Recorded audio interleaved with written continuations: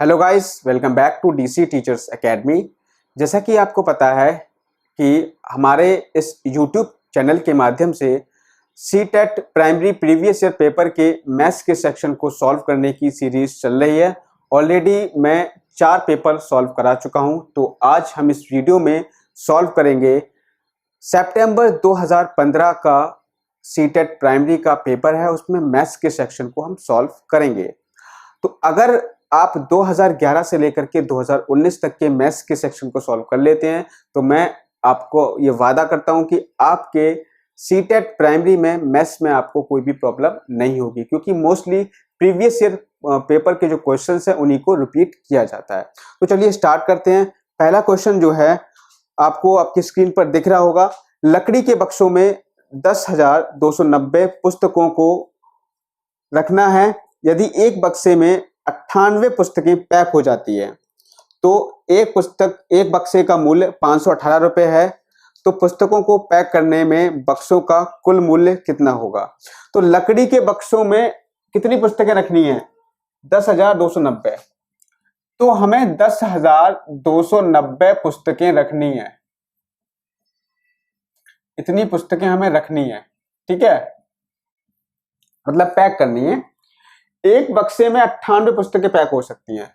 एक बक्सा है, उसमें मैक्सिमम 98 पुस्तकें मतलब बुक्स ही पैक हो सकती हैं, ठीक है। और उस बक्से का मूल्य कितना है? 518 रुपए का बक्सा आता है, 518 रुपए का बक्सा आता है, और इस बक्से में 98 बुक्स ही पैक हो सकती हैं। तो पुस्तकों को पैक करने में बक्सों का कुल मूल्य कितना होगा? पुस्तकें हमारे पास हैं कितनी, ये बताओ। 10,290 पुस्तकें हैं, एक बक्से में सिर्फ और सिर्फ 98 पुस्तकें पैक हो रही हैं। भाई ये मान के चलो अगर हमारे पास 100 पुस्तक हैं और मैं ये कहूं कि सर एक बक्से में केवल 10 पुस्तक पैक हो सकती हैं, तो कितने बक्से आपकी रिक्वायरमेंट होगी? तो आप बताओगे कि सर 100 पुस्तकें हैं और एक बक्से में 10 पुस्तक आ रही हैं, तो आप कह दोगे सर कि 100 को अगर मैं 10 से भाग दे दूं तो सर 10 बक्सों की जरूरत होगी। कितने बक्सों की जरूरत होगी? 10 बक्सों की। अब मैं आपसे कहूं कि सर एक बक्सा आता है 20 रुपए का, तो 10 बक्से कितने के आएंगे? तो 10 बक्से आएंगे सर 200 रुपए के। तो हमें 100 पुस्तकें पैक करने के लिए 200 रुपए की जरूरत पड़ेगी। इसके अलावा हम इसी को आप रिलेट करेंगे अपने इससे कि हमारे पास टोटल पुस्तकें हैं 10,290 और एक बक्से में आती हैं 98 पुस्तकें, तो भाग दे दो। भाई भाग दोगे तो एक बार जाएगा, 12 में से 8 गए 4, 9 उतर आएगा, ठीक है। अब इसमें से भाग नहीं जाएगा तो ना जाने का 0 लगा दो, फिर यहाँ पे कितना उतर आएगा? 0 उतर आएगा, ठीक है। तो 98 पंजे कितने होते हैं बताओ? 98 पंजे जो होते हैं 49 होते हैं, 790 होते हैं, ठीक है। 490 से जाएंगे तो यहाँ 0 बचेगा। अब आपके पास कुल कितने बक्से आ गए? 105 बक्से आ गए। मतलब ये है कि आपकी 10,290 पुस्तकें जो है ना वो आपके 105 बक्सों में पैक हो जाएंगी। अब आपसे ये कह रहा है कि एक बक्से की जो कीमत है वो 518 रुपए है। तो सर एक बक्से की कीमत जब 518 रुपए है और बक्से कितने हैं? 105 हैं, तो आप इससे निकाल सकते हो ना, 5 अट्ठे 40 का 0 हासिल 4, 5 एकम 5 4 9, 5 5 पंजे 25, ठीक है। ये 0 0 0, ये आपका 8 1 5, तो यहां से निकालोगे आप 8 5 13 का 3 हासिल 1 4, 54,390, 54,390, ठीक है। इतने रुपए का खर्चा आएगा, तो ऑप्शन नंबर ए आपका सही है। आगे बढ़ जाते हैं।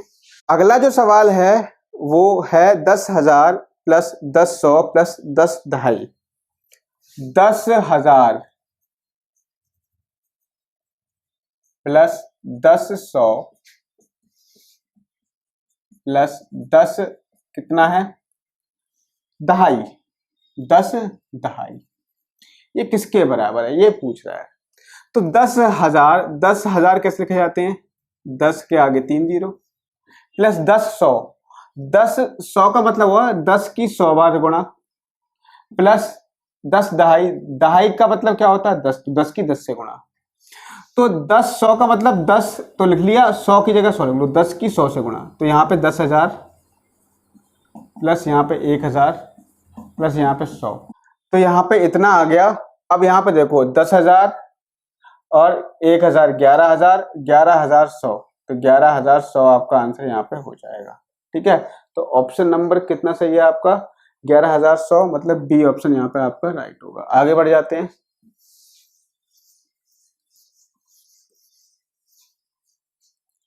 अगला है 12, 11, 2 को 11 से भाग देने पर, और 13, 22, 3 को 13 से भाग देने पर प्राप्त शेषफलों का योग कितना होगा? इससे इसको भाग दिया जितना शेषफल आया, इससे इसको भाग दिया जो शेषफल आएगा, उन दोनों का योग हम करेंगे तो हमारा आंसर मिलेगा हमें। भाग देते हैं 11 एकम 11, एक बचेगा, एक उतार लिया, 11 एकम 11। ठीक है, अब ये पूरा पूरा कट गया, कितना उतरेगा? एक उतरेगा। बताओ 11 से 1 में भाग जाएगा? नहीं जाएगा, तो ना जाने का 0 लगा दो, फिर 2 उतार लो, 11 एकम 11, तो आपका यहाँ पे कितना आएगा? एक शेष आ गया। इधर आ जाओ, 13 एकम 13, 2 उतरेगा, भाग नहीं जाएगा तो 0 लगा दो, फिर 2 उतरेगा, 13 एकम 13, 12 में से 3 का 9, और आपका 3 बचा, तो 13 सत्ते कितने होते हैं बताओ? 91। यहाँ से आपका 2 शेषफल आ जाएगा। यहाँ से सर शेषफल आया 1, यहाँ से शेषफल आया 2, इन दोनों को जोड़ोगे जब आप, तो आपको मिलेगा 3, तो यही आपका आंसर आ जाएगा 3। ठीक है, आगे बढ़ जाते हैं।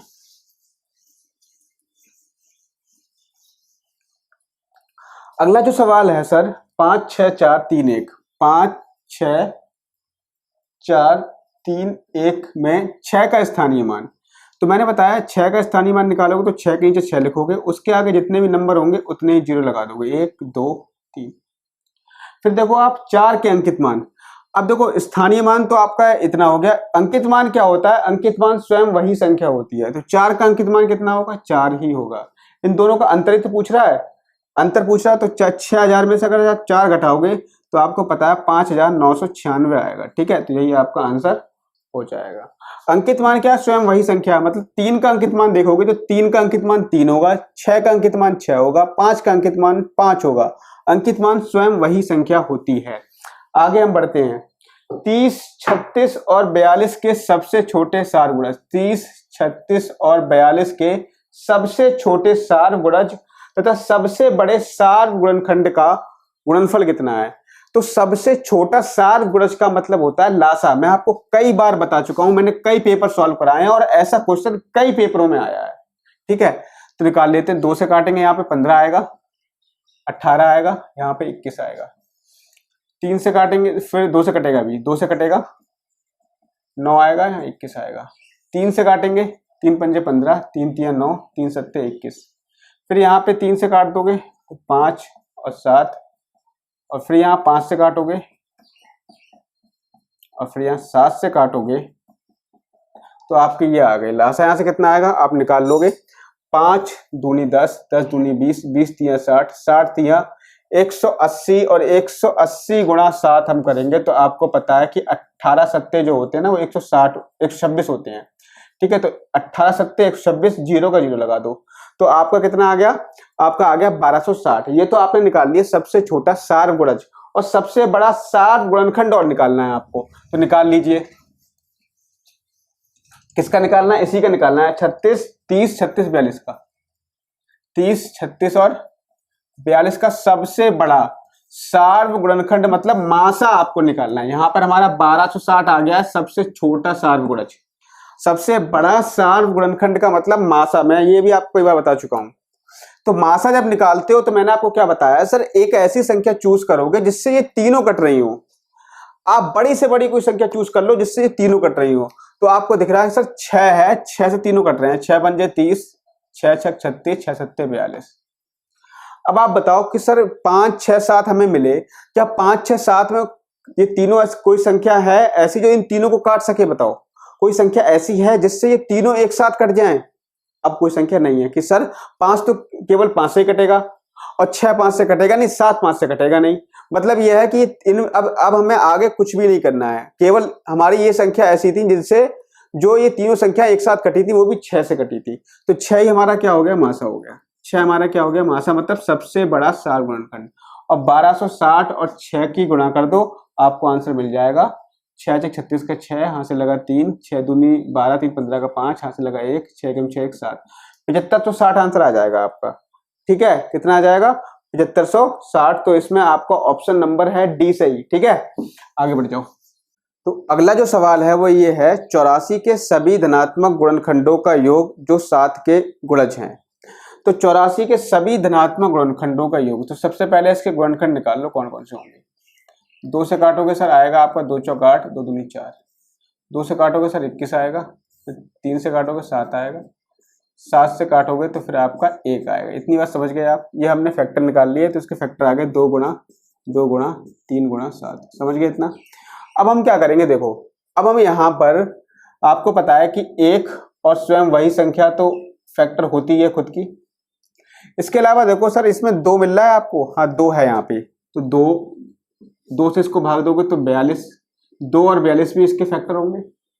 फिर उसके बाद देखो 3 मिल रहा है, 3 है, 3 से जब इसको भाग दोगे, 3 से भाग दोगे 3 दूनी 6, 3 अट्ठे 24, 3 और 28 भी इसके फैक्टर होंगे।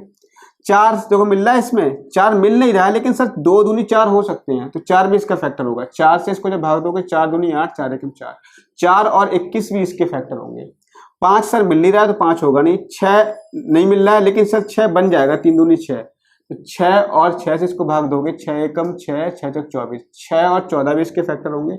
7 भी है सर इसमें, 7 से भाग दोगे 7 एकम 7, 7 दूनी 14, 12, 7 और 12 फैक्टर होंगे। इसके अलावा सर 8 देखो, 8 नहीं हो सकता क्योंकि इसमें 8 बन नहीं रहा है, 9 भी नहीं हो सकता, 10 भी नहीं हो सकता, 11 भी नहीं हो सकता, 12 आपका बनना है, 3 दूनी 6, 6 दूनी 12, तो 12 हम पहले यहाँ पे ले चुके हैं, मतलब 12 अब आपका रिपीट हो गया। अब हमारा इससे आगे हमें नहीं लेना है। तो हमारे जो 84 के जो फैक्टर आ गए वो कौन कौन से आ गए? एक तो 1 आ गया, 2 3 4 6 7 12 14 21 28 42 और 84, ये आपके आ गए 84 के गुणनखंड। अब ये कह रहा है कि 84 के धनात्मक गुणनखंडों का योग जो 7 के गुणज हैं, मतलब जो 7 से कटने वाले हैं वो गुणनखंड हमें लेने हैं। तो 7 से पहला क्या कटेगा? 7 से पहला 7 कटेगा, प्लस फिर 7 से 14 कटेगा, फिर 7 से 21 कटेगा, 7 से 28 कटेगा, 7 से 42 कटेगा, फिर 7 से 84 कटेगा। मतलब यह है, आपको इनका योग निकालना है और आपको आपका आंसर मिल जाएगा। तो इनका योग निकाल लीजिए। आप योग कैसे निकालोगे? देखो योग निकालने के लिए आप देखो 4 2 6, 6 8 14, 14 1 15, 4 19, 19 7 कितने होते हैं बताओ? 19 7 आपके 26 का 6 हासिल 2 लग गया, 2 8 10 4 14, 2 16, 2 18 और 1 19, कितना आ गया सर? 196 आपका आंसर आ गया। तो आपका 196 ऑप्शन मतलब सी ऑप्शन आपका राइट हो जाएगा। ठीक है, समझ में आ गया? आगे हम बढ़ जाते हैं, समझ में आ गया होगा आई थिंक। आगे बढ़ते हैं। अगला जो सवाल है वो ये है कि एक मानचित्र पर आधा सेंटीमीटर भूमि पर 125 किलोमीटर दर्शाता है। एक मानचित्र पर आधा सेंटीमीटर जो है भूमि पर 125 किलोमीटर के बराबर है। आधा सेंटीमीटर बराबर है 125 किलोमीटर के, तो मुझे बताओ कि 1 सेंटीमीटर कितने के बराबर होगा? तो 125 की 2 से गुणा कर दोगे सर 250 किलोमीटर के बराबर आ जाएगा। 1 सेंटीमीटर कितने के बराबर आ जाएगा? 250 किलोमीटर के बराबर आ जाएगा। अब ये कह रहा है कि यदि 2 नगरों के बीच की दूरी 2000 किलोमीटर हो, 2 नगरों के बीच की दूरी कितनी हो? 2000 किलोमीटर हो, तो पूछ रहा है कि मानचित्र पर उनकी दूरी कितनी होगी। तो आप यहां पर देखो कि 250 किलोमीटर का मतलब ये हुआ, अगर 1 सेंटीमीटर दर्शा रहा है 250 किलोमीटर, तो मुझे ये बताओ कि 2 सेंटीमीटर कितना दर्शाएगा? 2 सेंटीमीटर दर्शाएगा 500 किलोमीटर। ठीक है, अब आपको करना क्या है कि 2000 किलोमीटर को बताना है कि कितने सेंटीमीटर से दर्शाएगा। तो 2000 किलोमीटर में आपके कितने 500 होते हैं? 4 500 हो जाएंगे। तो 500 ये होगा 2 सेंटीमीटर, ये वाला 500 भी 2 सेंटीमीटर, ये वाला 500 भी 2 सेंटीमीटर और ये वाला 500 भी 2 सेंटीमीटर। तो कुल मिलाकर कितने हो जाएंगे आपके? 8 सेंटीमीटर। यही आपका आंसर हो जाएगा। ठीक है, आगे बढ़ जाते हैं।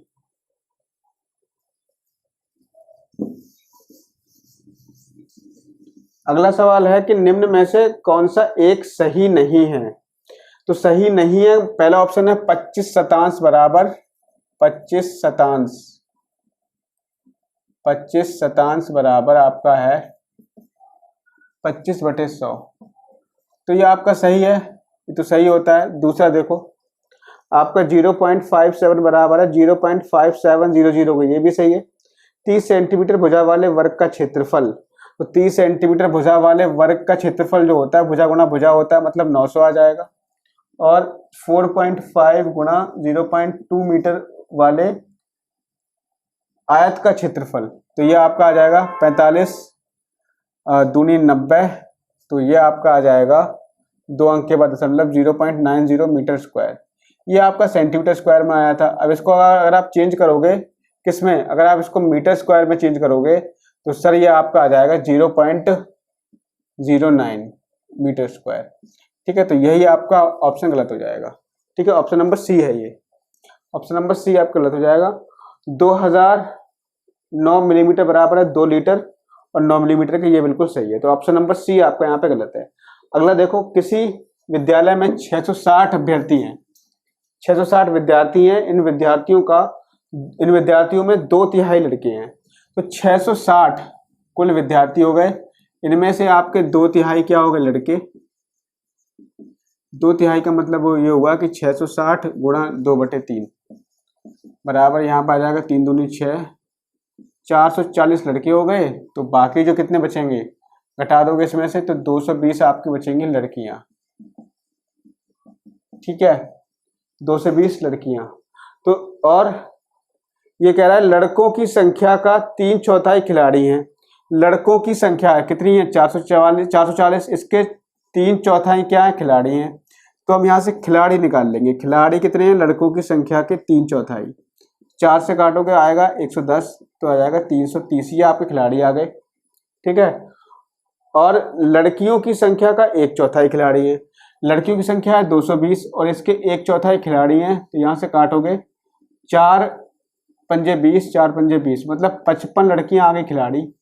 ठीक है, तो कुल कितने खिलाड़ी हैं, तो 330 ये रहे, 55 ये रहे, तो आपका आंसर आ जाएगा 5, 5 3 8 और यहाँ पे आ जाएगा आपका 3, 385 कुल खिलाड़ी हो गए। ठीक है, 385। आगे बढ़ जाते हैं। अगला देखो, रेनू अपने 9 मीटर लंबे 7 मीटर चौड़े फर्श पर टाइलें लगाना चाहती है। टाइलों के निम्न साइजों में से वह कौन सी खरीदे जिससे कि फर्श पर टाइलें बिना काटे सारी टाइलें लग जाएं।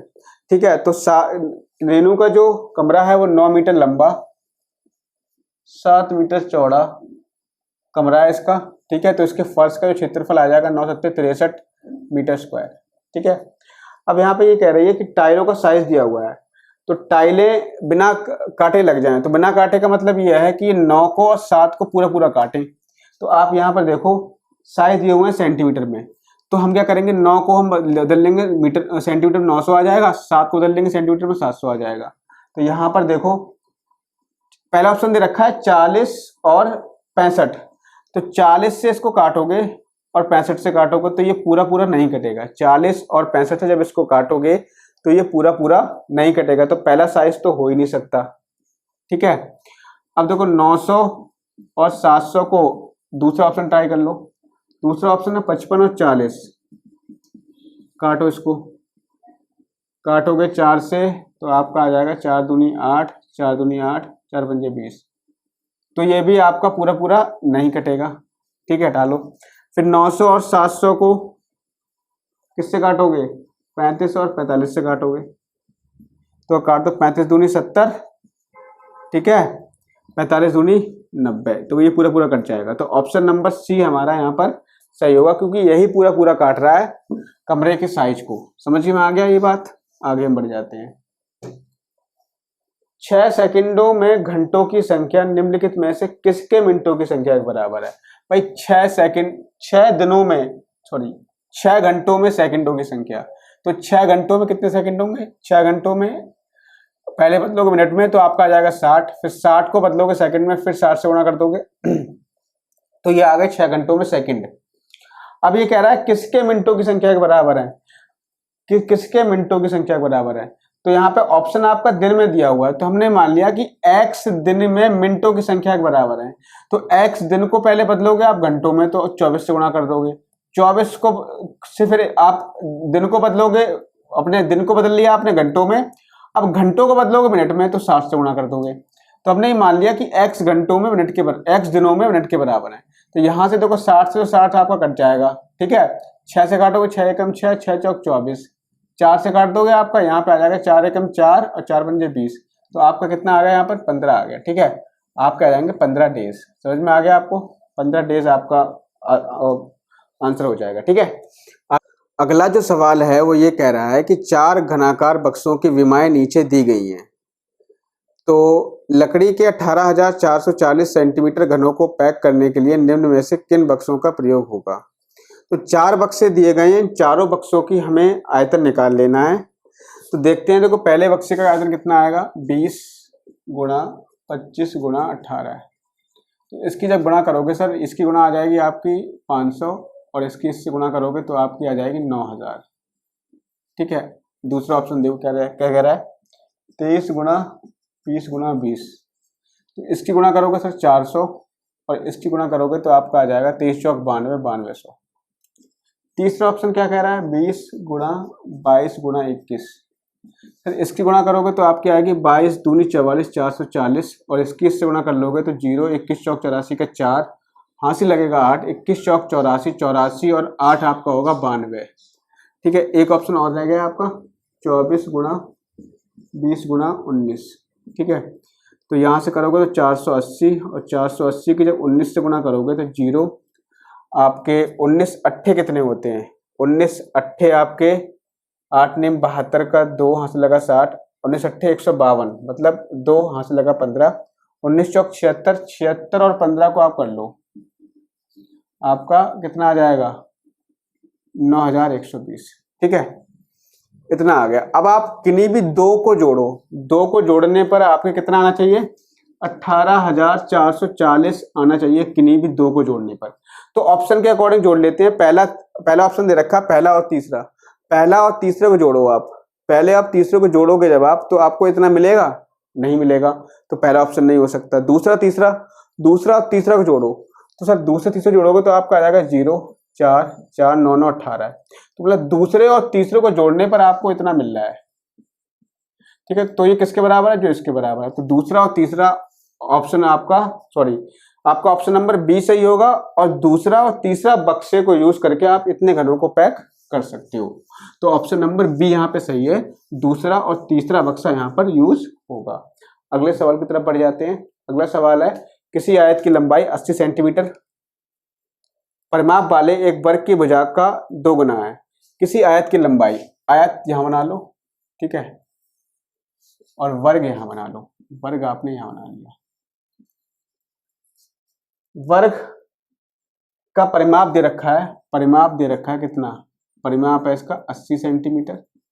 तो परिमाप होता है 4 गुणा भुजा बराबर 80 सेंटीमीटर। तो यहां से भुजा निकाल लोगे, आपकी आ जाएगी 20 सेंटीमीटर। तो यहां से भुजा आ गई आपकी 20 सेंटीमीटर। तो ये कह रहा है आयत की लंबाई 80 सेंटीमीटर परिमाप वाले वर्ग की भुजा का 2 गुना है। तो वर्ग की भुजा कितनी है, 20, तो इसकी लंबाई कितनी हो जाएगी, 40 सेंटीमीटर, ठीक है, 2 गुना बोल रहा है। यदि आयत की चौड़ाई 20 सेंटीमीटर हो तो आयत का क्षेत्रफल वर्ग के क्षेत्रफल से कितना अधिक है। आयत का क्षेत्रफल क्या होता है, लंबाई गुणा चौड़ाई, 40 गुणा 20 मतलब 4 दूनी 8, 800 हो जाएगा। और यहां से इसका क्षेत्रफल निकालोगे तो भुजा गुणा भुजा, 20 गुणा 20 मतलब 400।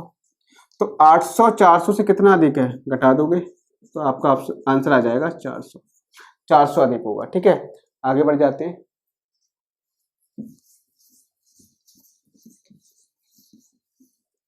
अगला जो सवाल है, हारून एक फल की दुकान पर गया, उसने 1.5 दर्जन केले 2.5 रुपए प्रति केले की दर से खरीदे। तो केले हैं कितने, केले हैं कितने दर्जन, 1.5 दर्जन। तो केले 1.5 दर्जन में होते हैं 18 केले और एक केले की कीमत है 2.5 रुपए। एक केले की कीमत कितनी है, 2.5 रुपए। तो यहाँ पे 18 केले कितने के आएंगे, 18 पंजे 90 का 0 हासिल लगा 9, 18 दूनी 36 और 9 आपके 45 रुपए के केले आ जाएंगे, ठीक है।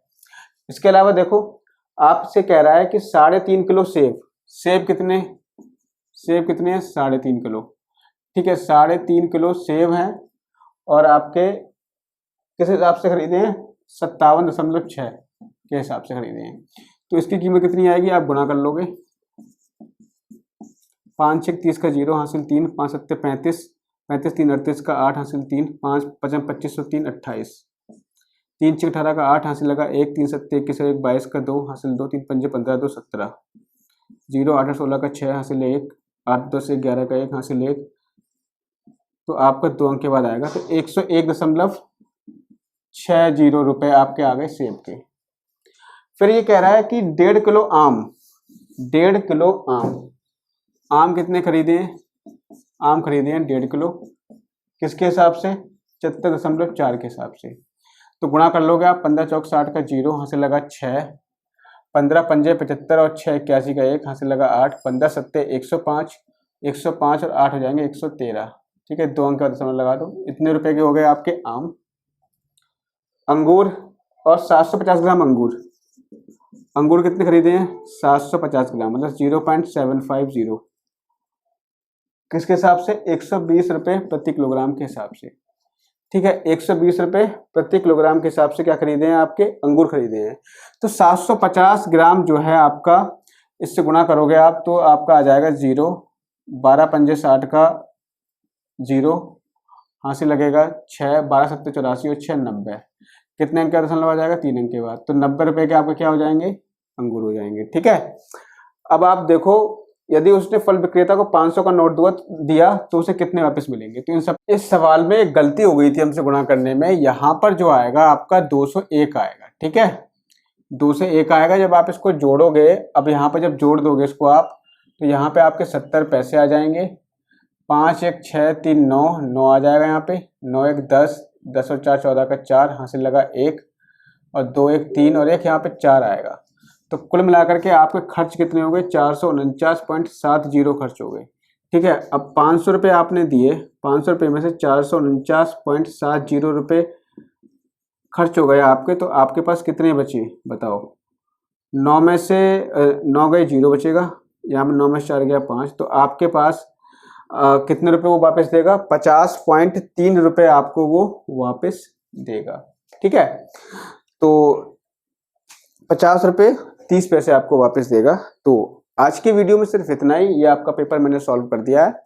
मिलेंगे अगले वीडियो में एक नए टॉपिक के साथ, एक नए पेपर के साथ। वीडियोस आपको अच्छे लग रहे हैं तो चैनल को लाइक और सब्सक्राइब करते रहिएगा। Thank you, have a nice day.